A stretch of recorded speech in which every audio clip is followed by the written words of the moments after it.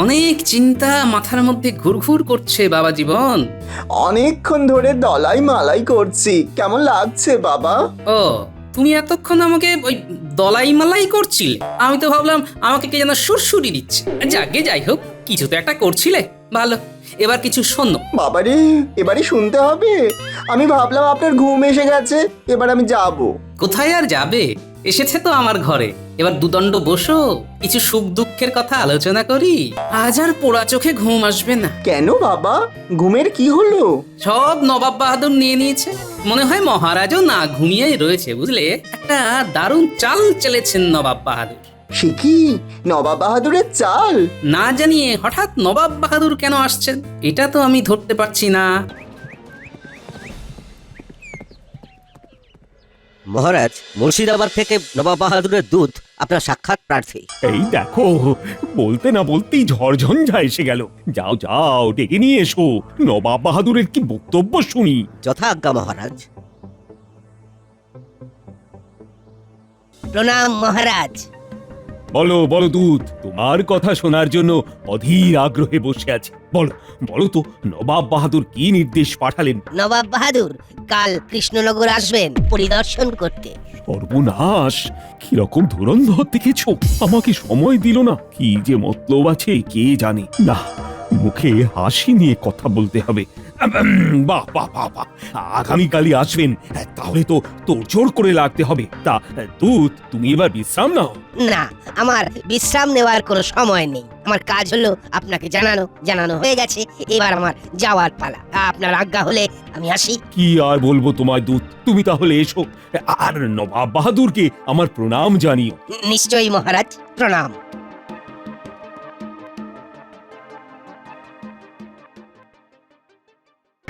গোপাল, দেখলে তো আমার কেমন ফাটা কপাল। ভাবছেন কেন মহারাজ? আমরা তো সবাই আছি। আমরা সবাই মিলে নোংরা আবর্জনা সাফ করে দেব। আমার বানর সেনা আছে না? আরে দেখো না, মানে কিভাবে কি করা যায়। তবে তোমার ওপর আমার বিশ্বাস আছে। এই রে, গোপাল যদি ওর নাতি নাতনিকে দিয়ে কাজ শুরু করে দেয়, তাহলে তো আমার আয় বন্ধ হয়ে যাবে। না না না না না, গোপালকে এখানে ঢুকতে দেবো না। মহারাজ, আমি তো আছি, বাচ্চাদেরকে দিয়ে কাজ না করিয়ে আমি বটা ঘটাকে দিয়ে কাজ করিয়ে নেবো। ওই মন্ত্রী আবার মহারাজকে লুটতে চাইছে। না না, এ তো হতে দেব না। মন্ত্রী মশাই, বাচ্চারা শুধু একা নয়, বাচ্চা বুড়ো সবাই মিলে, এমনকি আমরা সভাসদরাও হাত লাগিয়ে আমাদের রাজ্যকে জঞ্জাল মুক্ত করব। মহারাজ, আজ আমাদের ছুটি দিয়ে দিন, আমরা সবাই কাজ শুরু করি। ঠিক আছে ঠিক আছে, তোমাদের আজ অর্ধ দিবস ছুটি দেওয়া হলো। এখন জঙ্গল সাফ করতে হবে বলে কিনা অর্ধ দিবস ছুটি। চলুন মন্ত্রী মশাই, আমরা সবাই দঙ্গল বেঁধে জঙ্গল সাফ করি। আমরা সাজাবো নতুন করে আমাদের এই রাজ্য। আজ সারা দিন ধরে আমরা করব এই কঠিন কার্য। কি হে উজির, কেমন বুঝছো? এতক্ষণ তো কৃষ্ণচন্দ্র তুরুক নাচন নাচতে লেগেছে। জাহাপানা, জাহাপানা, মহারাজ ভাবতেই পারবে না আমরা কেন কাল আচমকা যাব। দেখবো কৃষ্ণনগর কিরকম আছে, নোংরা না পরিষ্কার?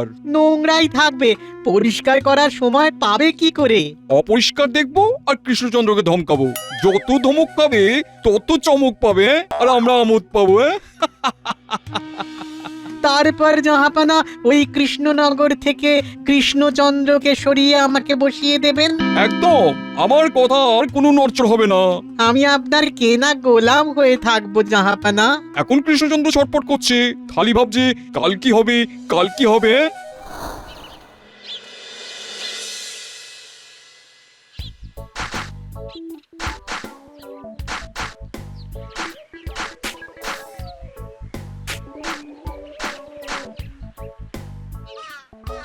দেখলেন মহারাজ, কথায় আছে না, 10 মিলি করি কাজ, হারি জিতি নাহি লাজ। দেখুন কি ছিল আর কি হয়েছে। মন্ত্রী, এই বিষয়গুলো তো তোমার দেখার কথা। তোমার দেখছি কোনো সৌন্দর্য বোধই নেই। আমার লোক বল নেই মহারাজ, আর আজ আমার মন খুব খারাপ। তাই নাকি? তাহলে তোমার মন কি করলে ভালো হবে? সকাল থেকে আমি তো খালি বকা খাচ্ছি। আমার মন সত্যিই খুব খারাপ। আমি তো আপনার মন্ত্রী নাকি? ঠিক আছে, এখন আমাকে কালকের ব্যাপার নিয়ে একটু ভাবতে দাও আর আমার সাথে থেকো, দেখবে আস্তে আস্তে মন ভালো হয়ে যাবে। আজ থেকে সবাই এক হয়ে থেকো কিন্তু। আর হ্যাঁ, গোপালের কথাটাকে মন্ত্রের মতো ধরে চলো, 10 মিলে করি কাজ, হারি জিতি নাহি লাজ। কি বুঝলে তো? বুঝলাম। কাল নবাব বাহাদুর এলে বোঝাবো কত ধানে কত চাল, খালি গোপাল গোপাল করা।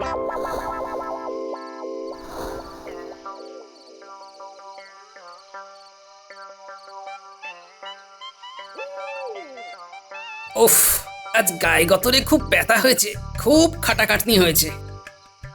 অগিন্নি, দাও তো দেখি নারকল মুড়ি আর শরবত। বলি চোখে কি দেখতে পাও না? দেখছো তো সন্ধ্যে দিচ্ছি।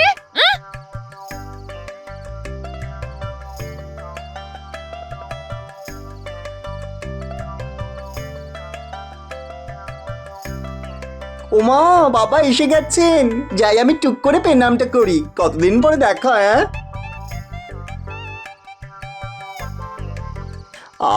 পেনাম করে কত সুখ, সারা শরীর ঠান্ডা হয়ে গেল। কতদিন পরে আপনাদের দেখলাম। হ্যাঁ? কতদিন মানে? এই তো 3 মাস আগে তুমি আমার ঘাট থেকে নামলে। এটা কি রকম কথা? বলি ভালো কথা মুখে আসে না না? 5টা নয় 10টা নয়, একটা মাত্র জামাই। বাবা, ওই 3টে মাস না আমার কাছে 3 বছরের সমান। আমি যে কি হারাচ্ছিলাম বুঝতেই পারছিলাম না, তাই আজ দুপুরে চলে এলাম টুকুস করে। বাবা বলুন, ভালো করিনি? খুব ভালো করেছো বাবা, এটা তোমার নিজের ঘর, যখন মন চাইবে তখন আসবে। উফ, কি আদিক খেতা। রোজগার তো করতে হয় না, শ্বশুর মশাইয়ের লঙ্গরখানা খোলা। তা আমার দিকটা দেখা হবে না নাকি? আপনাকে কি করতে হবে সেটা বলুন না বাবা, আমি তো আছি। আমার গায়ে গতরে খুব ব্যথা, বুঝলে? একটু দলাই মালাই করে দাও দেখি। আর গিন্নি, দাও দেখি আমাকে নারকল মুড়ি, আমি ঘরে যাচ্ছি। চলো বাবা জীবন, আমাকে দলাই মালাই করবে, চলো।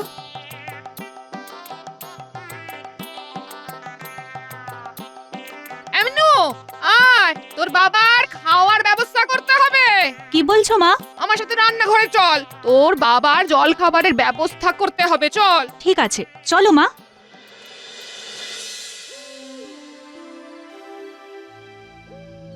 রাত অনেক হয়েছে মহারাজ, এবার বিশ্রাম নিন। চিন্তায় ঘুম আসছে না রানী। ও, কাল যে কি হবে।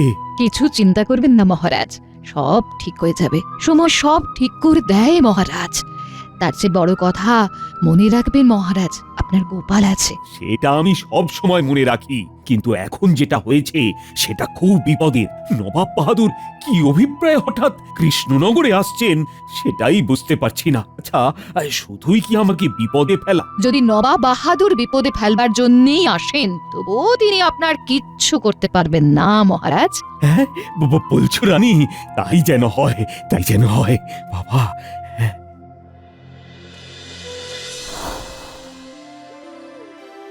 অনেক চিন্তা মাথার মধ্যে ঘুরঘুর করছে বাবা জীবন। অনেকক্ষণ ধরে দলাই মালাই করছি, কেমন লাগছে বাবা?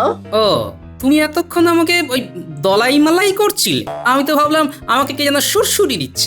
যাকে যাই হোক, কিছু তো একটা করছিলে, ভালো। এবার কিছু শোনো। বাবারে, এবারে শুনতে হবে? আমি ভাবলাম আপনার ঘুম এসে গেছে, এবার আমি যাব। কোথায় আর যাবে, এসেছে তো আমার ঘরে। এবার দুদণ্ড বসো, কিছু সুখ দুঃখের কথা আলোচনা করি। আজ আর পোড়া চোখে ঘুম আসবে না। কেন বাবা, ঘুমের কি হলো? সব নবাব বাহাদুর নিয়ে নিয়েছে। মনে হয় মহারাজও না ঘুমিয়েই রয়েছে, বুঝলে? একটা দারুণ চাল চেলেছেন নবাব বাহাদুর। সে কি নবাব বাহাদুরের চাল? না জানিয়ে হঠাৎ নবাব বাহাদুর কেন আসছেন, এটা তো আমি ধরতে পারছি না। কালকে আপনার সাথে আমি থাকতে পারি?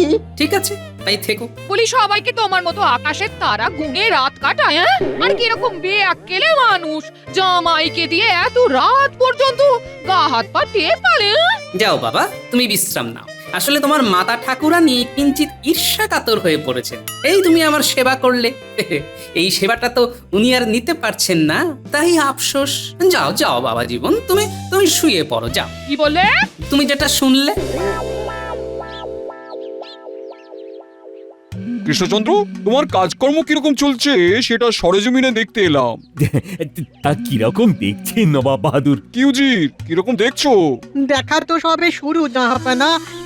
এখন তো অনেক কিছু দেখা বাকি। কি কি দেখা বাকি আছে তার একটা ফর্দ করে এনেছেন তো? কেন ফর্দ লাগবে কেন? মা হয়তো কোনোটা দেখা হলো না, না দেখে ফিরে গেলেন, পরে মনে পড়লো, তখন মনের কোণে আরো কত জায়গায় ব্যথা বেদনা হবে। ঠিক বলেছে বাবা জীবন। হ্যাঁ, ঠিকঠাক দেখে নেওয়াটা খুব জরুরি। এই বাবা জীবনটা কে গোপাল? আগে উনি আমার অর্ধাঙ্গিনীর বটবৃক্ষ নবাব বাহাদুর। কি বললি? অর্ধাঙ্গিনীর বটবৃক্ষ? সেটা কি? বাবা বাবা, বেশ জব্দ করেছে নবাব বাহাদুরকে। আগে বটবৃক্ষ হলো বট গাছ, আর বট গাছ এমন একটা গাছ যে গাছে সবাই আশ্রয় নেয়। থামো তুমি, আমাকে বট গাছ নিয়ে জ্ঞান দিচ্ছ? আমি জানি বট গাছে ছায়া সবাই বসে, এ আর নতুন কি? কিন্তু অর্ধাঙ্গিনীর বটবৃক্ষ মানেটা কি?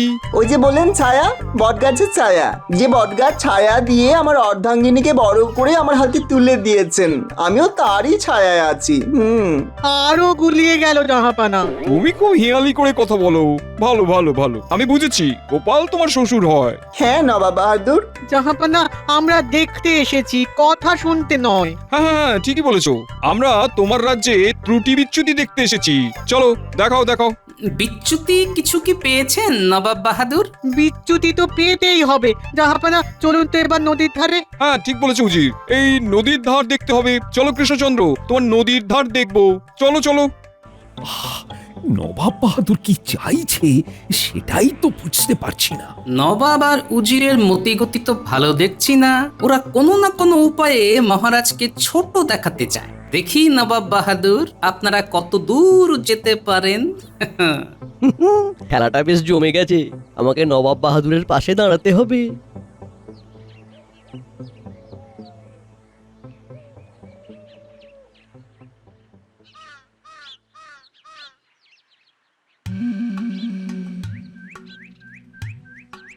এখানে এই বড় বড় পাথর রাখা কেন?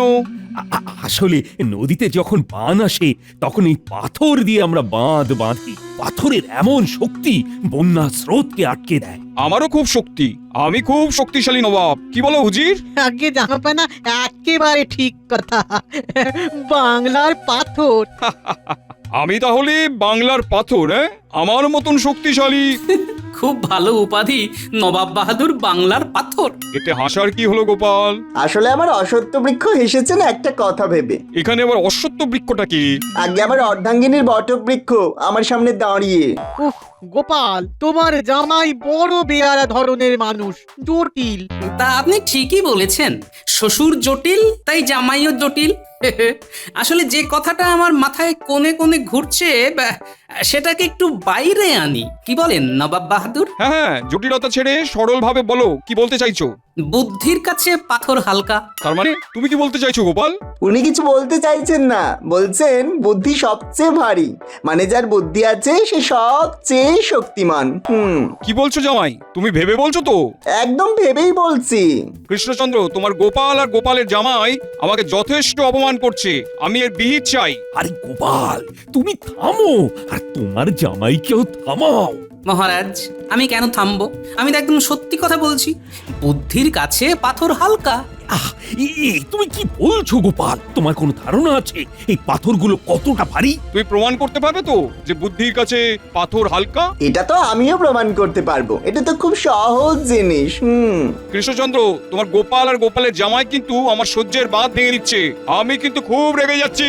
আমরা কি করতে এসেছিলাম জাহাপানা সেটাই তো ভুলে যাচ্ছি। উজির, আপনি একটু দাঁড়ান, আগে এই বিষয়টা মিটে যাক, তারপর সব ভাবা যাবে। হ্যাঁ হ্যাঁ, এই বিষয়টাই মেটাতে হবে। আমাকে প্রমাণ করে দেখাতে হবে যে পাথর জলের থেকেও হালকা, এমনকি পাথরকে জলে ডোবালেও ডুববে না। বেশ, পাথরকে জলে ডোবানোর পরেও যদি না ডোবে তাহলেই হবে তো? হ্যাঁ, তাহলেই হবে। শুধু হালকা নয়, এমন হালকা যে শিলা জলে ভাসবে। এ কি বলছো গোপাল? জলে ভাসবে শিলা? এটা কি গোপালের লীলা? গোপালের মাথা হয়েছে ঢিলা। বুঝতে পারছি না গোপাল, যে তুমি পাগল না আমি। রাজ্যতীশে গোপালের ছক কি বলছে? কিচ্ছু বলছে না, শুধু দেখছি শুধু একটা কথাই বলতে পারি, উত্তর পূর্বের হাওয়ায় কৃষ্ণনগর টলমল। ঠিক আছে গোপাল, তুমি আর তোমার বাবা জীবন যদি কাল নদীতে পাথর ভাসাতে না পারো, তবে তবে এই এই এই এই কৃষ্ণচন্দ্র, তোমার কি হাল করবো বলো তো? কি নবাব বাহাদুর? তোমার গর্দান নেবো।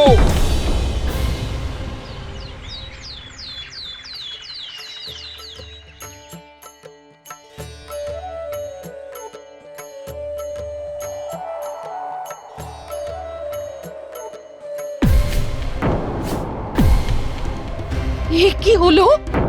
এ কি অমঙ্গল! দাসী, দাসী, মহারাজের কি কোনো বিপদ হলো? কি হয়েছে? কি হয়েছে রানীমা? কি হয়েছে? কি হয়েছে? দাসী, কোথাও কিছু নেই। হঠাৎ দমকা হাওয়া দিল, প্রদীপ নিভে গেল। মহারাজের কি কোনো বিপদ হলো?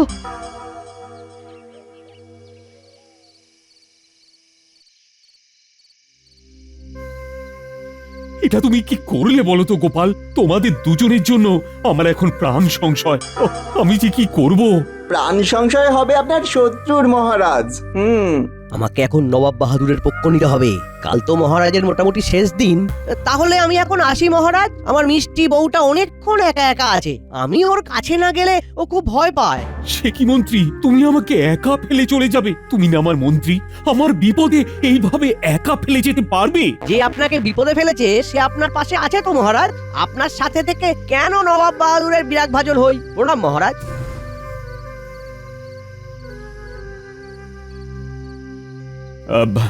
আর যার যার যাবার আছে তারা আমাকে ছেড়ে চলে যেতে পারো। না না না, আমি আর কিছুই মনে করব না। মহারাজ, চন্দ্র সূর্য যদি সত্যি হয় তবে এটাও সত্যি, বুদ্ধি সব থেকে ভারী। বুদ্ধির জোরে ভারী পাথরও জলে ভাসে মহারাজ। আমাকে আর মিথ্যে স্তোক দিও না তো। আমি জানি কাল আমার জীবনে কি হতে যাচ্ছে। মহারাজ, আপনি প্রাসাদে যান, রানীমা আপনার জন্য খুব চিন্তায় আছে। শুধু জেনে রাখবেন মহারাজ, নবাব বাহাদুর আপনাকে বিব্রত করবার জন্য এখানে এসেছেন। আমি ওনার উদ্দেশ্যটা ধরে নিয়েছি মহারাজ। কাল আমি সুদ সমেত ফেরত দেব। রানীমার আশীর্বাদ আমার মাথায় আছে যে। জয় হোক তোমার গোপাল, তোমার হাতেই রয়েছে দাঁড়িয়ে কৃষ্ণনগরের কপাল।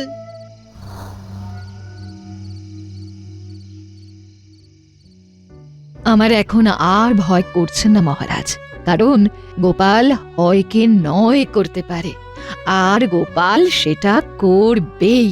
হ্যাঁ, তুমি এতটা নিশ্চিত যে গোপাল পারবে? পারবেই।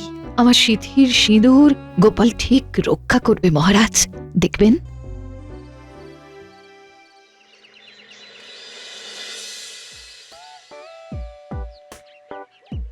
কি হে গোপাল, আর গোপালের বাপধন দেখি পাথর জলে কি করে ভাসাও দেখি। নবাব বাহাদুর বাপধন নয়, বাবা আমাকে বাবা জীবন বলে ডাকে। ওই একই হলো, যাহা বাবা জীবন তাহাই বাপধন। এ কিরকম কথা বললেন উজির মশাই? আমার আমাশা কি এক? মাছ দেখাতে বললে আপনি কি মাছরাঙা দেখাবেন? জল চাইলে জলপাই দেবেন? বেলফুল বললে আপনি বুঝি বেলফল আনবেন?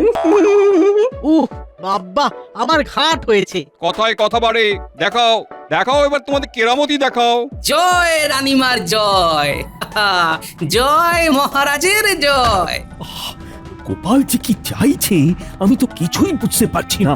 ভারী পাথর জলে ভাসবে, এ কি সম্ভব? বাবা, তাহলে আমি শুরু করি? হ্যাঁ, শুরু করো। জাহাপানা, থামতে আদেশ করুন। আমার মনে হয় ওগুলো পাথর নয়, গোপাল আর গোপালের জামাই আমাদের সাথে তঞ্চকতা করছে। উজির মশাই, আপনার মনে হচ্ছে এটা পাথর নয়, কি তাই তো? আমারও তাই মনে হচ্ছে। ওগুলো কাঠ, আর তাতে কালো রং করা। উজির মশাই, আপনি তাহলে এখানে এই কাদায় নেমে পরীক্ষা করে যান, এটা পাথর না কাঠ। দাঁড়ান উজির মশাই, দাঁড়ান, আমিও আপনার সাথে পরীক্ষা করতে যাব। চলে আসুন মন্ত্রী মশাই, দেখবেন আপনার মাথার মধ্যে যে নিরেট পাথরটা আছে তার সাথে কোনো প্রভেদ নেই। আসুন মন্ত্রী মশাই, দাঁড়িয়ে পড়লেন কেন? উজির মশাই আসুন।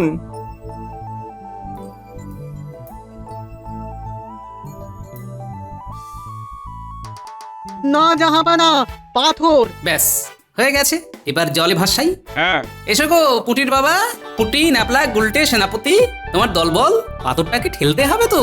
মা কি হবে গো, তোমার জামাই পারবে তো? পারবে পারবে, তোর বাবার মাথায় অনেক বুদ্ধি রে। তোর বাবা বুদ্ধির চাষ করে, হ্যাঁ নিশ্চয় কিছু একটা কল কবজা করেছে। হ্যাঁ নাও জোর লাগিয়ে হেইয়ো, পাথর ঠেলো হেইয়ো। জলে ভাসাও হাইয়ো। মারো ঠেলা হেইয়ো, ধাক্কা দাও হেইয়ো হেইয়ো। হাইয়ো। এ কি, পাথর এত বড় যে জলের নিচে তো ডুবছেই না। জাহাপানা, এ কি করে সম্ভব? গোপাল আর গোপালের জামাই তো সত্যি অসম্ভবকে সম্ভব করলো। রানীমা, বুদ্ধির কাছে সবকিছু হালকা। আপনি সেদিন বলেছিলেন পাথরকে জলে ডোবালেও যেন না ডোবে, আর আজ আমি সেটাই চাক্ষুষ প্রমাণ করে দিলাম। জয় গোপালের জয়। গোপাল, গোপাল কি করি অসম্ভবকে সম্ভব করলে আমাকে বলো না। বাবা জীবন, তুমি বলো। মহারাজ, এইখানে নদীর গভীরতা কম, তাই ঠেলে পাথরটাকে নদীর মধ্যে ঠেলে দিলাম। এখন ভাটার সময় জল কোমরের কাছে, নদীর নব্যতা কম আছে, তাই পাথরটা তলায় আটকে আছে। ওপর থেকে মনে হচ্ছে পাথর ভেসে আছে। সত্যি গোপাল, তুমি প্রমাণ করলে বুদ্ধির কাছে সব হালকা। কৃষ্ণচন্দ্র, আমি তোমার সত্যি ক্ষতি করতে এসেছিলাম, কিন্তু পারলাম না। গোপালের কাছে আমি হেরে গেলাম। সত্যি তুমি খুব ভাগ্যবান কৃষ্ণচন্দ্র, তোমার কাছে গোপাল আছে। এবার আমি কি করি? মহারাজ, যাক, আপনি সুস্থ স্বাভাবিক আছেন। এই, কে আছিস? এই মন্ত্রী মশাইকে জোয়ার আসলে হাত পা বেঁধে একেবারে নদীতে ভাসিয়ে দিবি। মহারাজ, আমার খুব ভুল হয়ে গেছে মহারাজ। জোয়ারে এই মরা নদী খরস্রোতা হয়ে ওঠে, হাত পা ডুবে থাকলে তো মরে যাবো। আমার কিডনির কি হবে মহারাজ? যাও যাও, তোমার গিন্নি একা আছে, তুমি বরং ওখানেই যাও। আমার রাজসভায় তোমার আর স্থান নেই। থাকলে গোপাল খুলবে কপাল, গোপাল পরম ধন। ভজ গোপাল সন্ধ্যা সকাল, সুস্থ থাকবে মন।